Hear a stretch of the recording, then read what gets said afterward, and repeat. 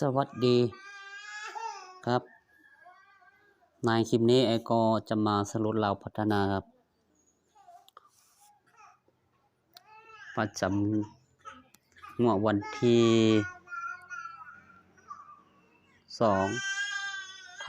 2/4ประกาศทับ68ครับซึ่งในงวดนี้เราก็จะให้วิ่งเหมือนเดิมครับวิ่งลู่นะครับ วิ่งลู่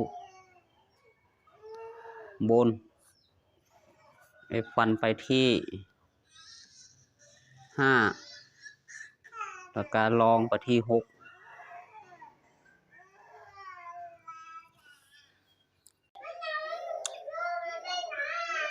ก็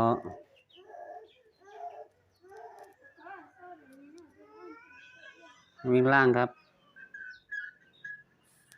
ฟันไปที่4ได้5แต่จะฟันแค่เม็ดเดียวครับคือเลข4ครับให้เข้าใจอย่างนี้นะบนทำไมเอา5ล่างก็เอา5ก็2ตัวนี้นะครับมีน้ำหนักเท่ากันนะครับถ้างั้นจะขอ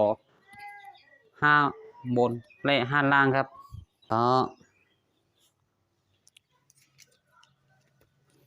สำหรับชุด2ตัวบนเราก็ฟันไปที่25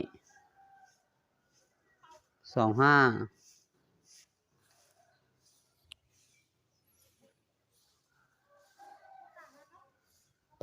85 55และ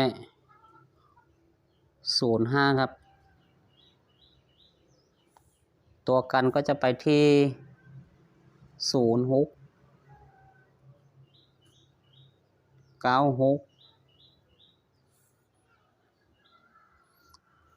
แล้วก็อีกตัวครับคือ86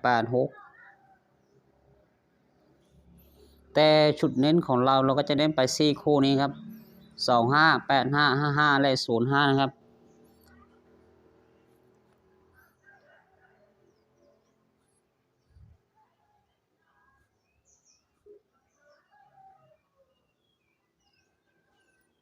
ก็2ตัวล่างครับแล้วก็จะฟันไปที่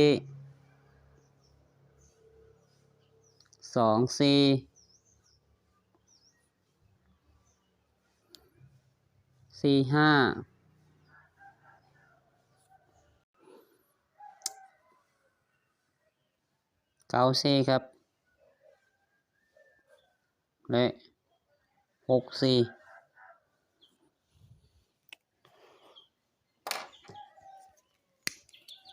สำหรับตัวเน้นของเราครับ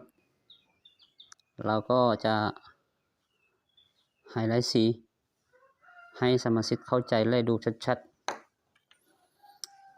2ตัวบนเราก็จะฟันไปตัวนี้85เม็ดเดียวครับสำหรับตัวสำรองก็ชอบตัวไหนก็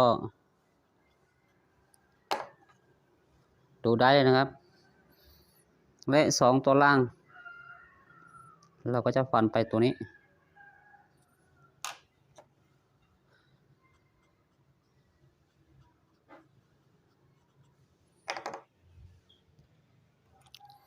ตัดร้อยนะครับฟันไปที่4ได้5ถ้าลัดร้อยงวดนี้เข้าก็จะเป็น5งวดติดแล้วนะครับสำหรับลัดร้อยนะในที่นี้เราก็จะฟันแค่ตัวเดียวครับ4ตัวนี้ถ้าสู้ยังคงเดินโตแล้วก็มา 100% นะครับ4ตัวนี้มีน้ำหนัก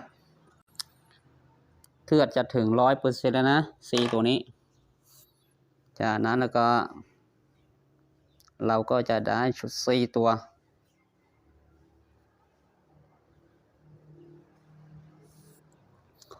2 4ราคา852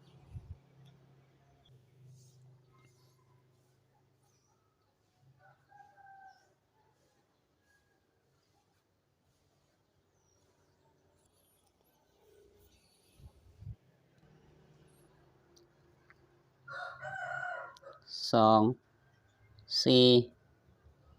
86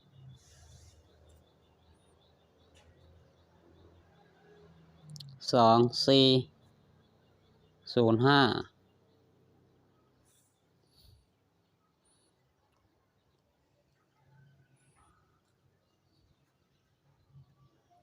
24 06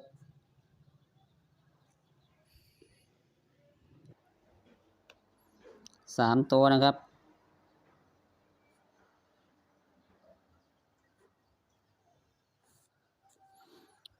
เราจะคัดเลือกจากชุดนี้เลยนะ4 8 5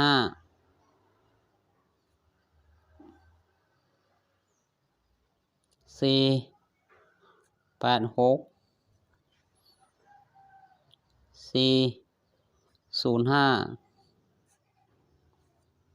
และ4 06สำหรับชุดเน้นของเราก็จะเน้นไปตรงนี้4 8 5ตรงนี้ชุด3ตัว4ตัวเราก็จะเน้นตัวนี้ครับ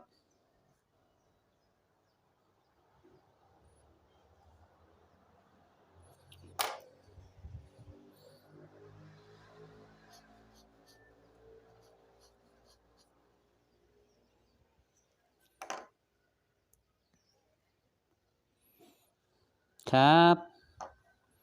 คลิปนี้ก็จะมีประมาณนี้ครับขอให้โชคดีครับ